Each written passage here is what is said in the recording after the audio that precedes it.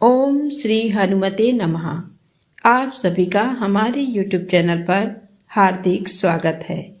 आज मंगलवार को आइए सुने हनुमान जी की पौराणिक कथा। कथा के अनुसार एक समय की बात है, एक नगर में एक वृद्धा रहती थी। उसका एक ही पुत्र था। वृद्धा की हनुमान जी पर गहरी आस्था थी।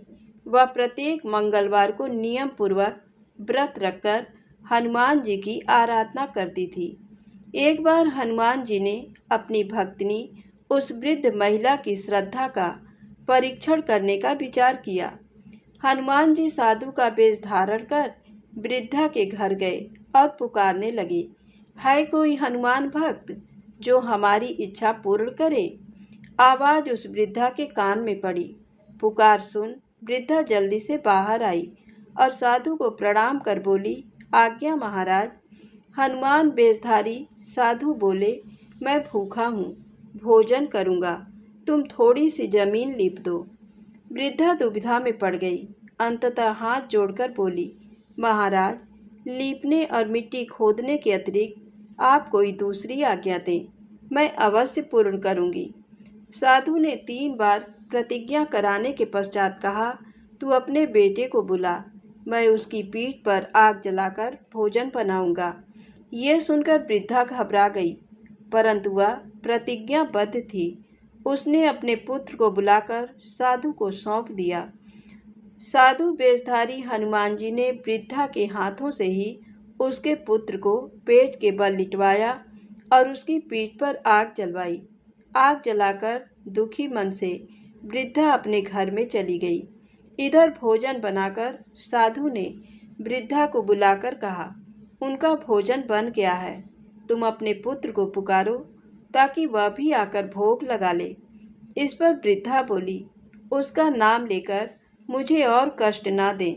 लेकिन जब साधु महाराज नहीं माने तो वृद्धा ने अपने पुत्र को आवाज़ लगाई। वह अपनी माँ के पास आ गया। अपने पुत्र को जीवित देख वृद्धा को बहुत आश्चर्य हुआ और वह साधु के चरणों में गिर पड़ी। तब हनुमान जी अपने वास्तविक रूप में प्रकट हुए और वृद्धा को भक्ति का आशीर्वाद दिया तो प्रेम से बोले, शंकर भगवान की जय हो, बजरंग बली की जय हो। आइए सुने मंगलवार व्रत की पौराणिक कथा। एक बार नैमिषारण्य तीर्थ में 80,000 मुनि एकत्र होकर पुराणों के ज्ञाता श्री सूत जी से पूछने लगे, हे महामुने, आपने हमें अनेक पुराणों की कथाएं सुनाई हैं। अब कृपा करके हमें ऐसा व्रत और कथा बताएं जिसके करने से संतान की प्राप्ति हो तथा मनुष्यों को रोग, शोक, अग्नि, सर्व दुख आदि का भय दूर हो, क्योंकि कलयुग में सभी जीवों की आयु बहुत कम है।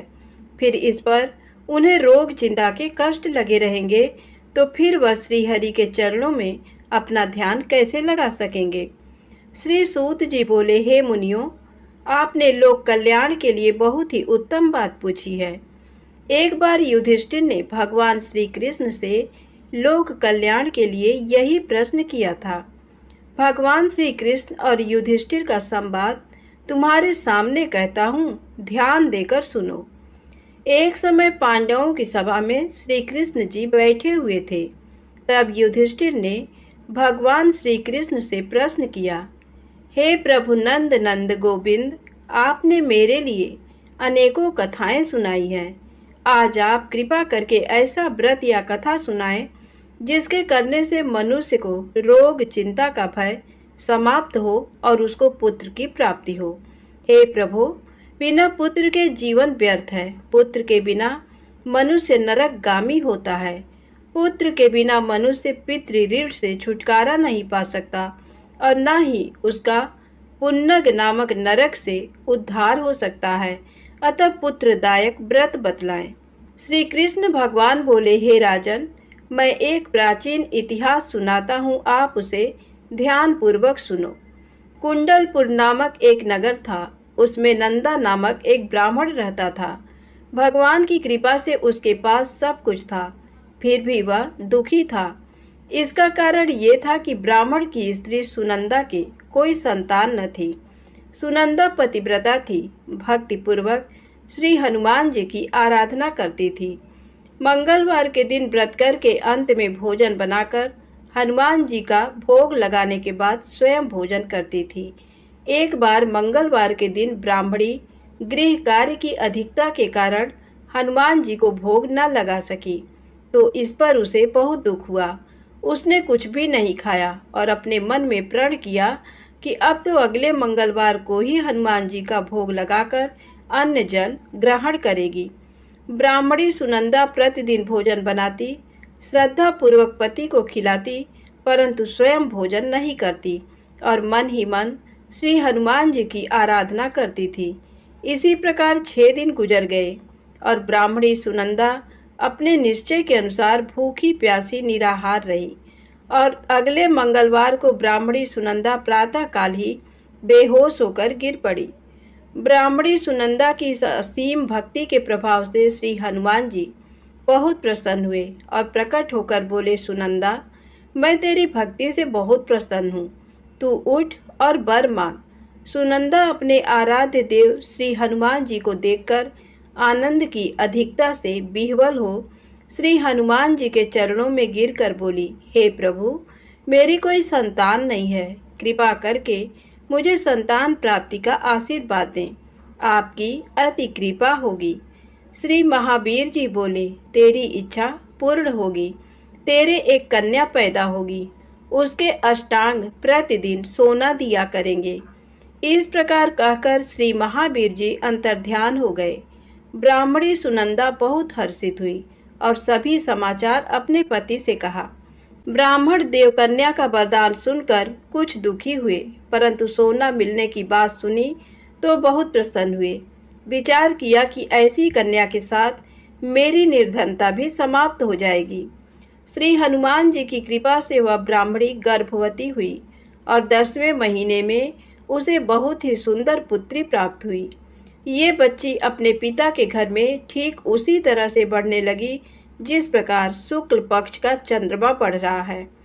10वें दिन ब्राह्मण ने उस बालिका का नामकरण संस्कार कराया। उसके कुल पुरोहित ने उस बालिका का नाम रत्नावली रखा, क्योंकि ये कन्या सोना प्रदान किया करती थी।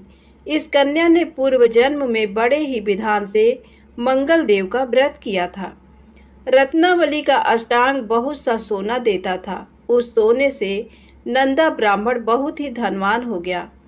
अब ब्राह्मणी भी बहुत अभिमान करने लगी थी। समय बीतता रहा। अब रत्नावली 10 वर्ष की हो चुकी थी।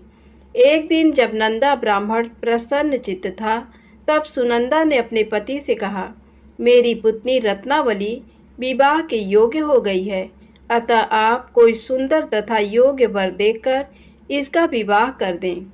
ये सुन ब्राह्मण बोला, अभी तो रत्नावली बहुत छोटी है।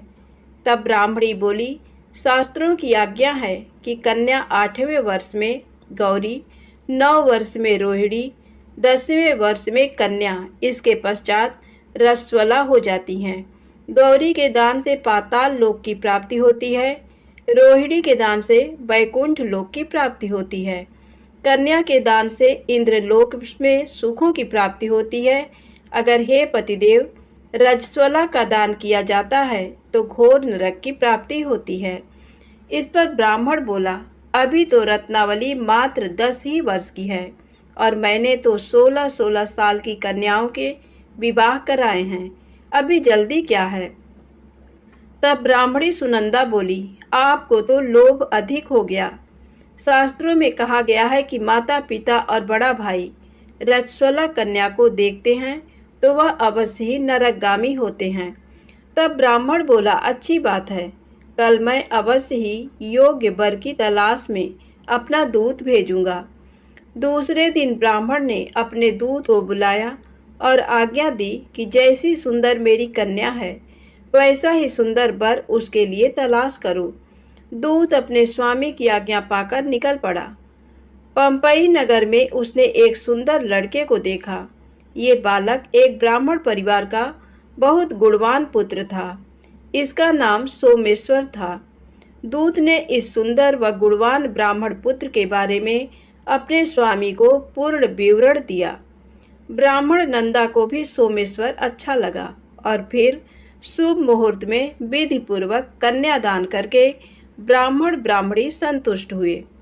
परंतु ब्राह्मण के मन में लोभ समाया हुआ था।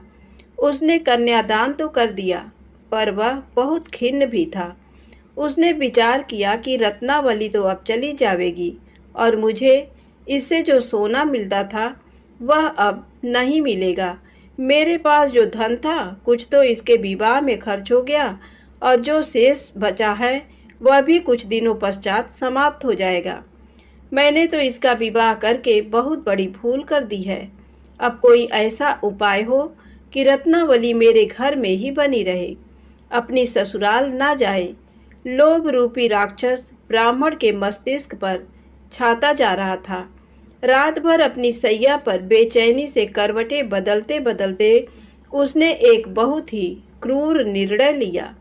उसने विचार किया कि जब रत्नावली को लेकर उसका पति सोमेश्वर अपने घर के लिए जाएगा तो वह मार्ग में छिपकर सोमेश्वर का वध कर देगा और अपनी लड़की को अपने घर ले आएगा, जिससे नियमित रूप से उसे सोना भी मिलता रहेगा और समाज का कोई मनुष्य उसे दोष भी नहीं दे सकेगा। प्रातः काल हुआ तो नंदा और सुनंदा ने अपने जमाई तथा लड़की को बहुत सारा धन देकर विदा किया। सोमेश्वर अपनी पत्नी रत्नावली को लेकर ससुराल से अपने घर की तरफ चल दिया। ब्राह्मण नंदा महालोभ के वशीभूत हो अपनी मति खो चुका था। पाप पुण्य को उसे विचार ही न रहा। अपने भयानक व क्रूर निर्णय को कार्य रूप देने के लिए उसने अपने दूत को मार्ग में अपने जमाई का वध करने के लिए भेज दिया था, ताकि रत्नावली से प्राप्त होने वाला सोना उसे हमेशा मिलता रहे और वो कभी निर्धन ना हो। ब्राह्मण के दूत ने अपने स्वामी की आज्ञा का पालन करते हुए उसके जमाई सोमेश्वर का मार्ग में ही वध कर दिया। समाचार पाकर ब्राह्मण नंदा मार्ग में पहुंचा और रुदन करती अपनी पुत्री रत्नावली से बोला, हे पुत्री, मार्ग में लुटेरों ने तेरे पति का वध कर दिया है। भगवान की इच्छा के आगे किसी का कोई बस नहीं चलता है। अब तू घर चल, वहाँ पर ही रहकर शेष जीवन व्यतीत करना। जो भाग्य में लिखा है वही होगा। अपने पति की अकाल मृत्यु से रत्नावली बहुत दुखी हुई। करुण क्रंदन व रुदन करते हुए अपने पिता से बोली, हे पिताजी, इस संसार में जिस स्त्री का पति नहीं है उसका जीना व्यर्थ है। मैं अपने पति के साथ ही अपने शरीर को जला दूंगी और सती होकर अपने इस जन्म को, माता पिता के नाम को तथा सास ससुर के यश को सार्थक करूंगी। ब्राह्मण नंदा अपनी पुत्री रत्नावली के वचनों को सुनकर बहुत दुखी हुआ। विचार करने लगा, मैंने व्यर्थ ही जमाई वध का पाप अपने सिर लिया। रत्नावली तो उसके पीछे अपने प्राण तक देने को तैयार है। मेरा तो दोनों तरफ से मरण हो गया। धन तो अब मिलेगा नहीं। जमाई वध के पाप के फलस्वरूप यम यातना भी भुगतनी पड़ेगी। ये सोचकर वह बहुत खिन्न हुआ। सोमेश्वर की चिता बनाई गई। रत्नावली सती होने की इच्छा से अपने पति का सिर अपनी गोद में रखकर चिता में बैठ गई। जैसे ही सोमेश्वर की चिता को अग्नि लगाई गई, वैसे ही प्रसन्न हो मंगल देव वहां प्रकट हुए और बोले, हे रत्नावली, मैं तेरी पति भक्ति से बहुत प्रसन्न हूँ, तू वर मांग। रत्नावली ने अपने पति का जीवन दान मांगा। तब मंगल देव बोले, रत्नावली, तेरा पति अजर अमर है, ये महाविद्वान भी होगा और इसके अतिरिक्त तेरी जो इच्छा हो वर मांग। तब रत्नावली बोली, हे ग्रहों के स्वामी, यदि आप मुझ पर प्रसन्न हैं तो मुझे ये वरदान दीजिए कि जो भी मनुष्य मंगलवार के दिन प्रातःकाल लाल पुष्प लाल चंदन से पूजा करके आपका स्मरण करे, उसको रोग व्याधि ना हो, स्वजनों का कभी वियोग ना हो, सर्प अग्नि तथा शत्रुओं का भय ना रहे। जो स्त्री मंगलवार का व्रत करे वह कभी विधवा ना हो। मंगल देव तथास्तु कहकर अंतर ध्यान हो गए। सोमेश्वर मंगल देव की कृपा से जीवित हो उठा। रत्नावली अपने पति को पुनः प्राप्त कर बहुत प्रसन्न हुई और मंगल देव का व्रत प्रत्येक मंगलवार को करके व्रत राज और मंगल देव की कृपा से इस लोक में सुख ऐश्वर्य को भोगते हुए अंत में अपने पति के साथ स्वर्ग लोक को गई। प्रेम से बोले हनुमान जी महाराज की जय हो।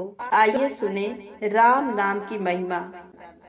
पति रावण के वध के बाद जब अयोध्यापति प्रभु श्री राम की कीर्ति दूर दूर तक फैल रही थी और वह मर्यादा पुरुषोत्तम कहलाने लगे, तब एक दिन महादेव शिव की इच्छा भी मर्यादा पुरुषोत्तम श्री राम से मिलने की हुई। पार्वती जी को संग लेकर महादेव कैलाश पर्वत से उतरकर अयोध्या नगरी के रास्ते पर चल पड़े। भगवान शिव और मां पार्वती को अयोध्या आया देखकर राम जी बहुत खुश हुए। माता जानकी ने उनका उचित आदर सत्कार किया और स्वयं भोजन बनाने के लिए रसोई में चली गई। इस बीच भगवान शिव ने श्री राम जी से पूछा, आपके सेवक हनुमान जी दिखाई नहीं पड़ रहे हैं? श्री राम बोले, वे बगीचे में हैं। शिव जी ने श्री राम जी से बगीचे में जाने की अनुमति मांगी और पार्वती जी का हाथ थामकर बगीचे में आ गए। बगीचे की खूबसूरती देखकर उनका मन मोहित हो गया।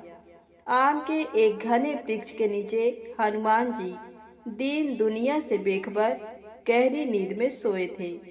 एक लय में खर्राटों से राम नाम की ध्वनि उठ रही थी। चकित होकर शिवजी और माता पार्वती एक दूसरे की ओर देखने लगे। माता पार्वती मुस्कुरा उठी और वृक्ष की डालियों की ओर इशारा किया। राम नाम सुनकर पेड़ की डालियां भी झूमने लगी थीं और इनके बीच से भी राम नाम उच्चारित हो रहा था। शिवजी इस राम नाम की धुन में मस्त मगन होकर खुद भी राम राम कहकर नाचने लगे। माता पार्वती जी ने भी अपने पति का अनुसरण किया और अपने कोमल पैर थिरकाने लगी। शिव जी और माता पार्वती जी के नृत्य में ऐसी झनकार उठी कि स्वर्ग लोक के देवतागण भी आकर्षित होकर बगीचे में आ गए और राम नाम की धुन में सभी मस्त हो गए। माता जानकी भोजन तैयार करके प्रतीक्षारत थी, परंतु संध्या घिरने तक भी अतिथि नहीं पधारे। तब अपने देवर लक्ष्मण जी को बगीचे में भेजा। लक्ष्मण जी तो स्वयं को श्री राम का सेवक ही मानते थे, अतः बगीचे में आकर जब उन्होंने धरती पर स्वर्ग का नजारा देखा तो खुद भी राम नाम की धुन में झूम उठे। महल में माता जानकी परेशान हो रही थी कि अभी तक भोजन ग्रहण करने कोई भी क्यों नहीं आया। तब उन्होंने श्री राम जी से कहा, भोजन ठंडा हो रहा है, चलिए हम ही जाकर बगीचे में से सभी को ले आए। जब राम जी बगीचे में गए तो वहाँ राम नाम की धूम मची हुई थी। हनुमान जी गहरी नींद में सोए हुए थे और उनके खर्राटों से अभी तक राम नाम निकल रहा था। श्री राम भाव विह्वल हो उठे। राम जी ने हनुमान जी को नींद से जगाया और प्रेम से उनकी तरफ निहारने लगे। हनुमान जी प्रभु को आया देख शीघ्रता से उठ खड़े हुए। नृत्य की समा भंग हो गई। शिव जी खुले कंठ से हनुमान जी की राम भक्ति की सराहना करने लगे। हनुमान जी सकुचाए लेकिन मन ही मन खुश हो रहे थे। श्री सिया राम ने भोजन करने का आग्रह भगवान शिव जी से किया। सभी लोग महल में भोजन करने के लिए चल पड़े। माता जानकी भोजन परोसने लगी। हनुमान जी को भी श्री राम जी ने पंक्ति में बैठने का आदेश दिया। हनुमान जी बैठ तो गए, परंतु आदत ऐसी थी कि राम जी के भोजन करने के उपरांत ही सभी लोग भोजन करते थे। आज श्री राम के आदेश से पहले भोजन करना पड़ रहा था। माता जानकी हनुमान जी को भोजन परोसती जा रही थी, पर हनुमान जी का पेट ही नहीं भर रहा था। सीता जी कुछ समय तक तो उन्हें भोजन परोसती रही, फिर समझ गईं इस तरह तो हनुमान जी का पेट नहीं भरेगा।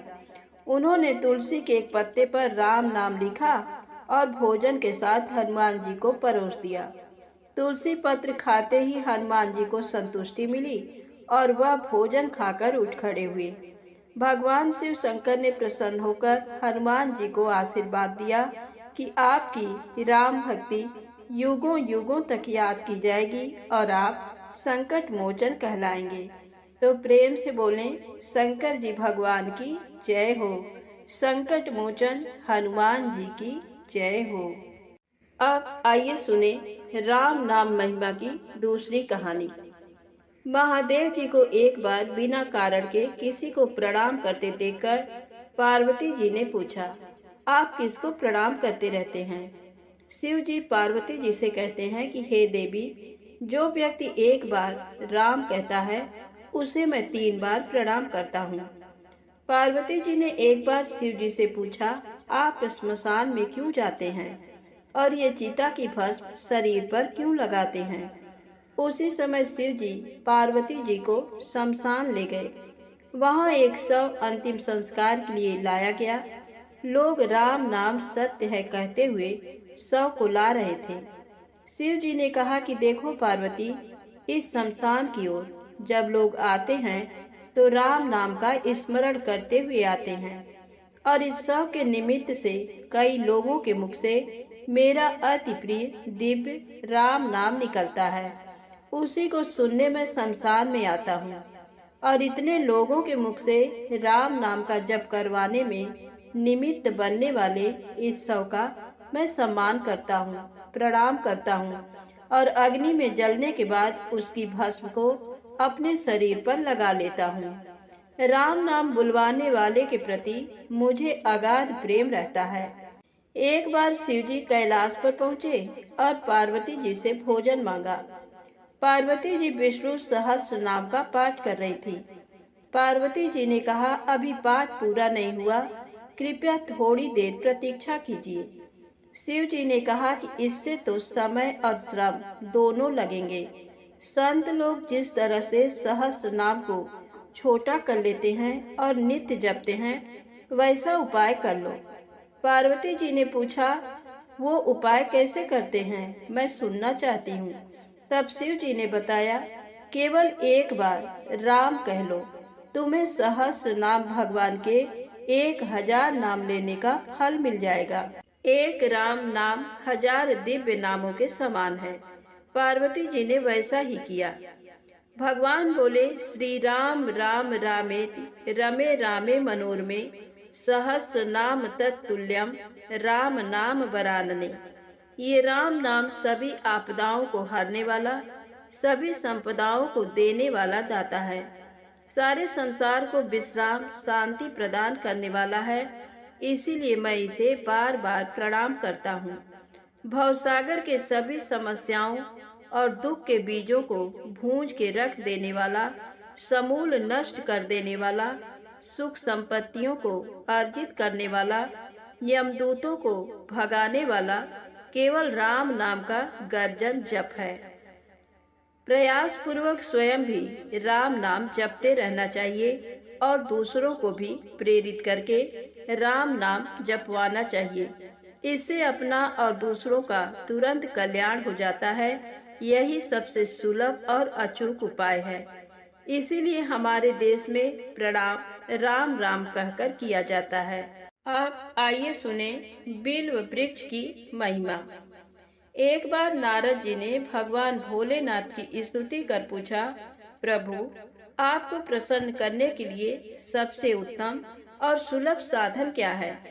हे त्रिलोकीनाथ, आप तो निर्विकार और निष्काम हैं। आप सहज ही प्रसन्न हो जाते हैं। फिर भी मेरी जानने की इच्छा है कि आपको क्या प्रिय है। शिव जी बोले, नारद जी, वैसे तो मुझे भक्त के भाव सबसे प्रिय हैं। फिर भी आपने पूछा है तो बताता हूँ।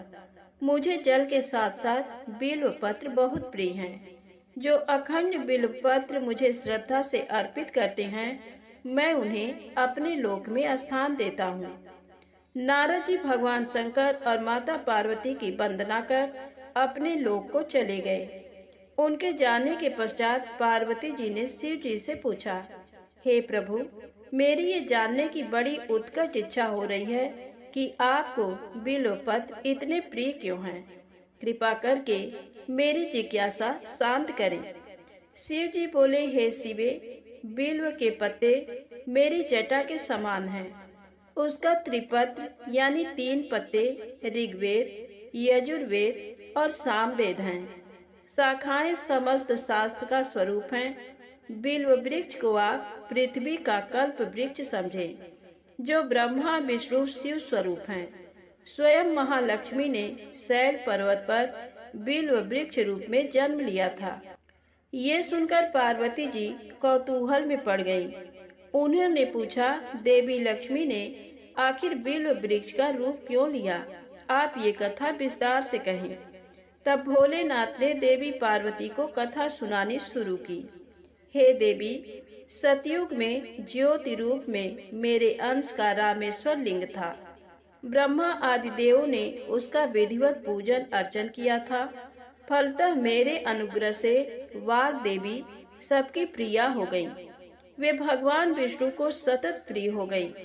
मेरे प्रभाव से भगवान केशव के मन में वाग देवी के लिए जितनी प्रीति हुई वह स्वयं लक्ष्मी को नहीं भाई। अतः लक्ष्मी देवी चिंतित और रुष्ट होकर परम उत्तम श्री शैल पर्वत पर चली गई। वहां उन्होंने मेरे विग्रह की उग्र तपस्या प्रारंभ कर दी। हे परमेश्वरी, कुछ समय बाद महालक्ष्मी जी ने मेरे विग्रह से थोड़ा ऊर्ध्व में एक वृक्ष का रूप धारण कर लिया और अपने पत्र पुष्प द्वारा निरंतर मेरा पूजन करने लगी। इस तरह उन्होंने कोटि वर्ष तक आराधना की। अंततः उन्हें मेरा अनुग्रह प्राप्त हुआ। महालक्ष्मी ने मांगा कि श्री हरि के हृदय में मेरे प्रभाव से वाग्देवी के लिए जो स्नेह हुआ है वह समाप्त हो जाए। शिव जी बोले, मैंने महालक्ष्मी को समझाया कि श्री हरि के हृदय में आपके अतिरिक्त किसी और के लिए कोई प्रेम नहीं है। वाग्देवी के प्रति तो उनकी श्रद्धा है। ये सुनकर श्री लक्ष्मी जी प्रसन्न हो गईं और पुनः श्री विष्णु के हृदय में स्थित होकर निरंतर उनके साथ विहार करने लगी। हे पार्वती, महालक्ष्मी के हृदय का एक बड़ा विकार इस प्रकार दूर हुआ था। इस कारण हरिप्रिया उसी वृक्ष रूप में सर्वदा अतिशय भक्ति से भरकर यत्न पूर्वक मेरी पूजा करने लगी। बिल्व इस कारण मुझे बहुत प्रिय है और मैं बिल्व वृक्ष का आश्रय लेकर रहता हूँ। बिल्व वृक्ष को सदा सर्व तीर्थमय एवं सर्व देवमय मानना चाहिए, इसमें तनिक भी संदेह नहीं है। बिल्व पत्र, बिल्व फूल, बिल्व वृक्ष अथवा बिल्व काष्ठ के चंदन से जो मेरा पूजन करता है वह भक्त मेरा प्रिय है। बिल्व वृक्ष को शिव के समान ही समझो, वह मेरा शरीर है। जो बिल्व पर चंदन से मेरा नाम अंकित करके मुझे अर्पण करता है, मैं उसे सभी पापों से मुक्त करके अपने लोक में स्थान देता हूँ। उस व्यक्ति को स्वयं लक्ष्मी जी भी नमस्कार करती हैं। जो बिल्व मूल में प्राण छोड़ता है उसको रुद्र देह प्राप्त होता है। तो प्रेम से बोले, विष्णु भगवान माता लक्ष्मी की जय हो। शंकर भगवान माँ गौरी माता की जय हो। अब आइए सुने मंगलवार को सुनी जाने वाली मंगला गौरी माता की पौराणिक कथा। कुरु देश में श्रुतकीर्ति नामक एक विद्वान, कीर्तिशाली, शत्रुओं का नाश करने वाला, 64 कलाओं का ज्ञाता तथा धनुर्विद्या में कुशल राजा हुआ था। पुत्र के अतिरिक्त अन्य सभी शुभ चीजें उस राजा के पास थी। अतः वह राजा संतान के विषय में अत्यंत चिंतित हुआ और जब ध्यान पूर्वक देवी की आराधना करने लगा तब उसकी कठोर तपस्या से देवी प्रसन्न हो गईं और उससे ये वचन बोली, हे सुब्रत, वर मांगो। श्रुतकीर्ति बोला, हे देवी, यदि आप मुझ पर प्रसन्न हैं तो मुझे सुंदर पुत्र दीजिए। हे देवी, आपकी कृपा से अन्य किसी भी वस्तु का अभाव नहीं है। उसका ये वचन सुनकर पवित्र मुस्कान वाली देवी ने कहा, हे राजन, तुमने अत्यंत दुर्लभ वर मांगा है, फिर भी कृपावश मैं तुम्हें अवश्य दूंगी।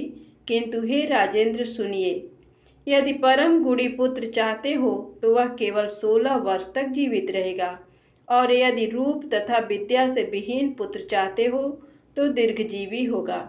देवी का ये वचन सुनकर राजा चिंतित हो उठा और पुनः अपनी पत्नी से परामर्श करके उसने गुणवान तथा सभी शुभ लक्षणों से संपन्न 16 वर्ष की आयु वाला पुत्र मांगा। तब देवी ने भक्ति संपन्न राजा से कहा, हे नृपनंदन, मेरे मंदिर के द्वार पर आम का वृक्ष है, उसका एक फल लाकर मेरी आज्ञा से अपनी भार्या को उसे भक्षण करने हेतु प्रदान करो, जिससे वह शीघ्र ही गर्भ धारण करेगी, इसमें संदेह नहीं है। प्रसन्न होकर राजा ने वैसा ही किया और उसकी पत्नी ने गर्भ धारण कर लिया। 10वें महीने में उसने देव तुल्य सुंदर पुत्र को जन्म दिया। तब हर्ष तथा शोक से युक्त राजा ने बालक का जात कर्म आदि संस्कार किया और शिव का स्मरण करते हुए उसका नाम चिरायु रखा। इसके बाद पुत्र के 16 वर्ष के होने पर पत्नी सहित राजा चिंता में पड़ गए और वे विचार करने लगे कि ये पुत्र बड़े कष्ट से प्राप्त हुआ है और मैं इसकी दुखद मृत्यु अपने ही सामने कैसे देख सकूंगा। ऐसा विचार करके राजा ने पुत्र को उसके मामा के साथ काशी भेज दिया। प्रस्थान के समय राजा की पत्नी ने अपने भाई से कहा कि कार्पटिक का वेश धारण करके आप मेरे पुत्र को काशी ले जाइए। मैंने भगवान मृत्युंजय से पूर्व में पुत्र के लिए प्रार्थना की थी और कहा था कि हे विश्वेश, आप जगतपति की यात्रा के लिए मैं उस पुत्र को अवश्य भेजूंगी। अतः आप मेरे पुत्र को आज ही ले जाइए और सावधानी पूर्वक इसकी रक्षा कीजिएगा। अपनी बहन की ये बात सुनकर भांजे के साथ वो चल पड़ा। कई दिनों तक चलते चलते वह आनंद नामक नगर में पहुंचा। वहां सभी प्रकार की समृद्धियों से संपन्न वीरसेन नाम वाला राजा रहता था। उस राजा की एक सर्वलक्षण संपन्न युवावस्था प्राप्त मनोहर तथा रूप लावण्यमयी मंगला गौरी नामक कन्या थी। सभी उपमानों को तुच्छ करके सौंदर्य अभिवृद्धि को प्राप्त वह कन्या किसी समय सखियों के साथ नगर के उपवन में क्रीड़ा करने के लिए गई हुई थी। उसी समय वह चिरायु तथा उसका मामा वे दोनों भी वहां पहुंच गए और उन कन्याओं को देखने की लालसा से वहीं विश्राम करने लगे। इसी बीच विनोद पूर्वक क्रीड़ा करती हुई उन कन्याओं में से किसी एक ने कुपित होकर राजकुमारी को राणा ये कुवचन कह दिया। तब उस अशुभ वचन को सुनकर राजकुमारी ने कहा, तुम अनुचित बात क्यों बोल रही हो? मेरे कुल में तो इस प्रकार की कोई नहीं है।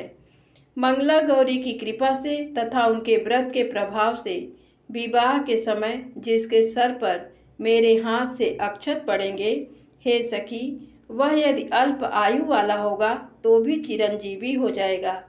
इसके बाद वह सभी कन्याएं अपने अपने घर चली गईं। उसी दिन राजकुमारी का विवाह था।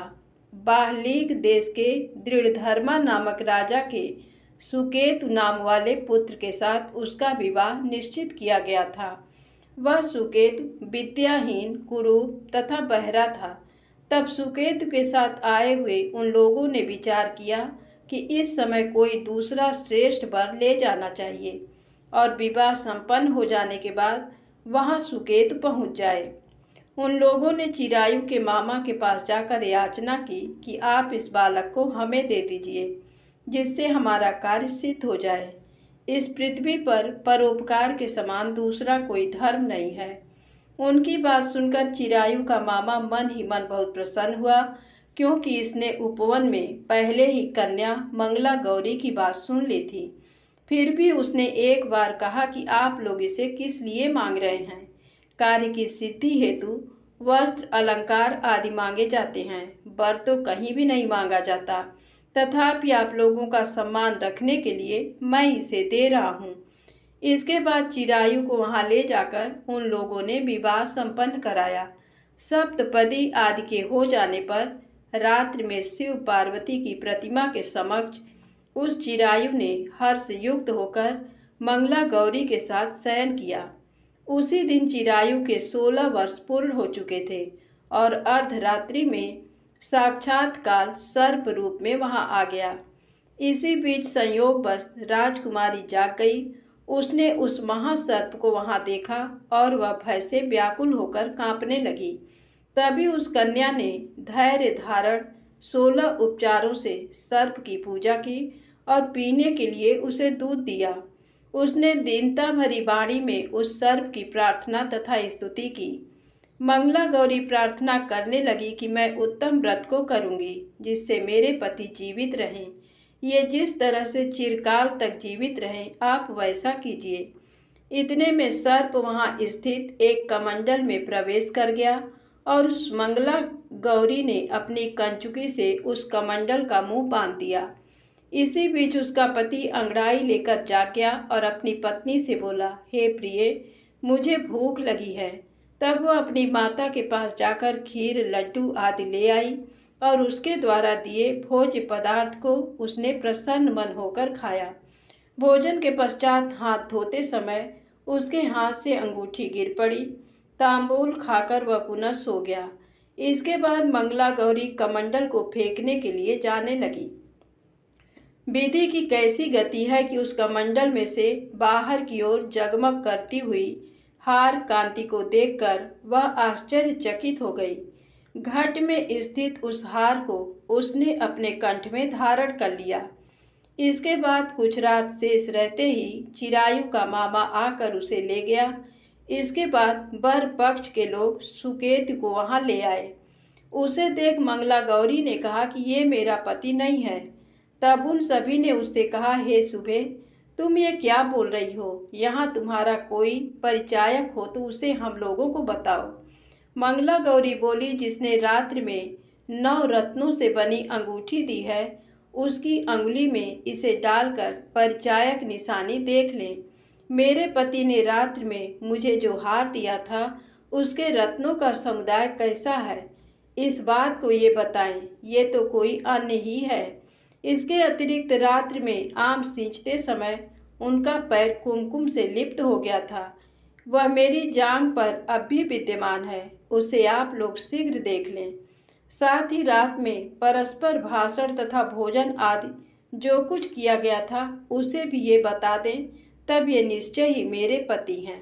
इस प्रकार उसका वचन सुनकर सभी ठीक है कहने लगे, किंतु जब एक भी बात न मिली तब सभी ने सुकेतु को उसका पति होने से निषिद्ध कर दिया और वर पक्ष वाले जिस तरह से आए थे उसी तरह से चले गए। उसके बाद अपने वंश को बढ़ाने वाले महान यश से संपन्न तथा परम मनस्वी मंगला गौरी के पिता ने अन्न पान आदि का सत्र चलाया। उन्होंने वर पक्ष का वृत्तांत कानों कान सुन लिया कि स्वरूप से कुरूप होने के कारण लोगों के द्वारा किसी अन्य को वर के रूप में आदर पूर्वक लाया गया था। तब उन्होंने अपनी कन्या को पर्दे के भीतर बिठा दिया। उसके बाद 1 वर्ष बीतने पर यात्रा करके चिरायु अपने मामा के साथ ये देखने आया कि विवाह के बाद वहाँ क्या हुआ।